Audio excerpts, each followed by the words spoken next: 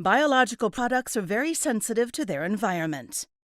The advancement of new modalities such as antibody-drug conjugates, mRNA lipid nanoparticle complexes, or gene therapy as vaccines pose individual challenges to the container closure system. For some types of therapies, we are only just beginning to understand the risks that need to be mitigated to keep them safe and effective. One major risk associated with the biological product is adsorption onto the container closure components.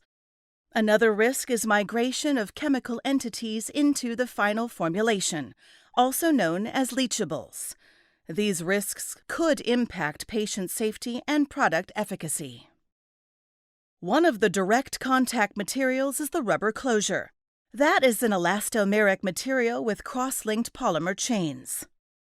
Additional ingredients are needed to meet the most stringent requirements for chemical, physical, and functional performance of the rubber stopper. Bare rubber has a relatively high surface roughness that has the potential for biological products to interact with the contacting surface. So, how can we mitigate this risk to patient safety? We can add a layer of a solid fluoropolymer film, also known as Flurotec film. This film is directly laminated onto the elastomer components during the molding process. The effectiveness of the Flurotec barrier depends on the quality and thickness of the film.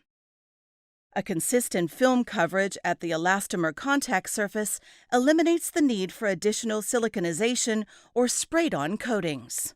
Flurotec film is also an effective barrier due to the fluoropolymer structure that is a closely packed fluorine and carbon backbone, which is very strong and stable.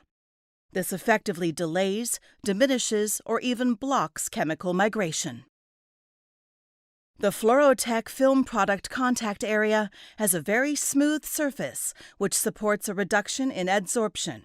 Flurotec film also has no reactive functional groups, is sterilizable, and resistant to degradation and chemical attack. Improvement of clinical safety and effectiveness was shown for Flurotec film in the case of Erythropoietin alpha.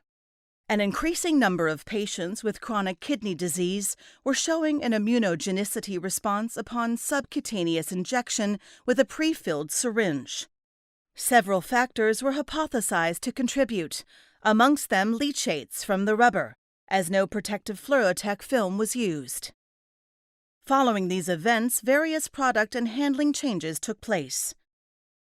In 2001, a plunger with a Flurotec lamination was introduced and an effective barrier was created. That key change, along with potential contributions from formulation and handling changes, led to significant decreases in adverse events. Controlling the risk for leachables and adsorption by using a Flurotec film represents a significant step towards protecting the medicines delivered to the patient. Flurotec film has been approved by global regulatory agencies and utilized on hundreds of commercialized drug and biologic products for decades.